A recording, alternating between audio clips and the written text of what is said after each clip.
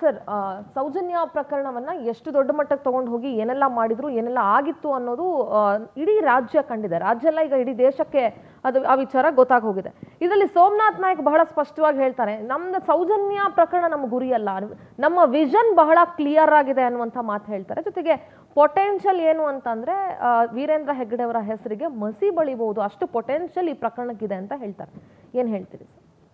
ನಾವು ಇಲ್ಲಿ ನಮ್ಮ ಮಾಧ್ಯಮದಲ್ಲಿ ನಮ್ಮ ಏನು ಚಾನಲಲ್ಲಿ ಕೂತ್ಕೊಂಡು ನಾವು ಅಡ್ಡಗೋಡೆಯಲ್ಲಿ ದೀಪ ಇಡುವಂತಹ ಕೆಲಸಗಳನ್ನು ಮಾಡಲ್ಲ. Very sure.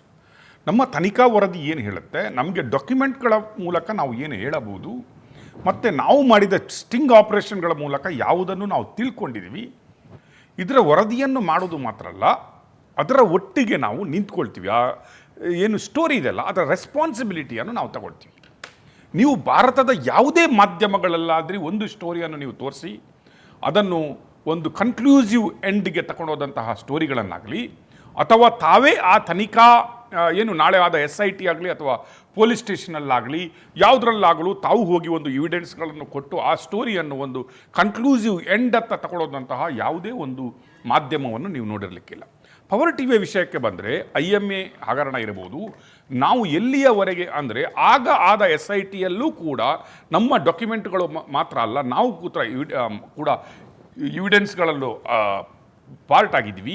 ಲಕ್ಷಾಂತರ ಜನರಿಗೆ ಇವತ್ತು ದುಡ್ಡು ನಮ್ಮ ಪವರ್ ಟಿವಿಯ ಏನು ಸ್ಟೋರಿಯಿಂದ ವಾಪಸ್ ಬರ್ತಾ ಇದೆ. ನೀವು ಪ್ರಜ್ವಲ್ ರೇವಣ್ಣನ ಸ್ಟೋರಿಗೆ ಹೋದರೆ ಅಲ್ಲಿ ಕೂಡ ನಮ್ಮದೇ ಡಾಕ್ಯುಮೆಂಟ್ಸ್ಗಳು ಮಾತಾಡ್ತು, ನಮ್ಮದು ಎವಿಡೆನ್ಸ್ಗಳು ಮಾತಾಡ್ತು, ನಮ್ಮ ವಿಟ್ನೆಸಸ್ಗಳು ಮಾತಾಡ್ತು, ನಮ್ಮ ಸ್ಟುಡಿಯೋಕ್ಕೆ ಬಂದ ಸಂತ್ರಸ್ತರು ಮಾತಾಡಿದರು. ಏನಾಗಿದೆ ಅಂತ ನಿಮಗೆ ಗೊತ್ತು. ಎಗೇನ್ ಕಮ್ ಟು ಮುನಿರತ್ನ ಸ್ಟೋರಿಗೂ ನೀವು ಬಂದರೂ ಕೂಡ ಅಲ್ಲಿನೂ ನಾವು ಕೊಟ್ಟ ಎವಿಡೆನ್ಸಸ್ಗಳು ಮತ್ತು ನಾವು ಕೊಟ್ಟಂತಹ ಏನು ಸ್ಟಿಂಗ್ ಆಪರೇಷನ್ಗಳು, ನಾವು ಕೊಟ್ಟಂತಹ ತನಿಖಾ ವರದಿಗಳು ಚಾರ್ಜ್ ಶೀಟಲ್ಲಿ ಉಲ್ಲೇಖ ಆಗುತ್ತೆ. ಅದು ಕೂಡ ಎಲ್ಲ ನಮ್ಮ ಸ್ಟೋರಿಗಳು ವಿಧಾನಸೌಧದ ಪಡಸಾಲೆಯಲ್ಲಿ ಮಾತ್ರ ಅಲ್ಲ, ವಿಧಾನಸೌಧದ ಯಾವಾಗ ಸಭೆಗಳು ನಡೀತವೆ, ವಿಧಾನಸೌಧದ ಅಧಿವೇಶನಗಳು ನಡೀತವೆ, ಅಲ್ಲೂ ಕೂಡ ನಮ್ಮ ಸ್ಟೋರಿಗಳು ಚರ್ಚೆಗೆ ಬರ್ತಾಯಿತ್ತು. ನಾವು ಜಸ್ಟ್ ಒಂದು ಸ್ಟೋರಿ ಮಾಡಿ ಅಲ್ಲಿಗೆ ಬಿಟ್ಟುಬಿಡಬೇಕು ಇದನ್ನು ಅಂತ ಮಾಡಿಲ್ಲ. ಈವನ್ ಧರ್ಮಸ್ಥಳದ ಸ್ಟೋರಿ ಬಂದಾಗ ಕಳೆದ 2 ವರ್ಷದಿಂದ ನಮ್ಮ ತನಿಖಾ ವರದಿ ಮಾಡಿದ ಮೇಲೆ ನಾವು ಸಮಿಸು ಸೌಜನ್ಯ ಅಂತ ಸ್ಟೋರಿಯಿಂದ ಇಲ್ಲಿಯವರೆಗೂ ಕೂಡ we own the responsibility of the story. ಅಷ್ಟು ಮಾತ್ರ ಅಲ್ಲ, ನಾವು ಪ್ರಸಾರ ಮಾಡಿದಂತಹ ಪ್ರತಿಯೊಂದು ಗಳಿಗೆಗೂ ಕೂಡ ಪ್ರತಿಯೊಂದು ಸೆಕೆಂಡ್ಗೂ ಕೂಡ ನಾವು ರೆಸ್ಪಾನ್ಸಿಬಲ್ ಆಗಿರ್ತೀವಿ ಅಂತ. ಆಗ IPC ಸೆಕ್ಷನ್ ಆಗಿರ್ಬೋದು, ಇವತ್ತು BNS ಆಗಿರ್ಬೋದು.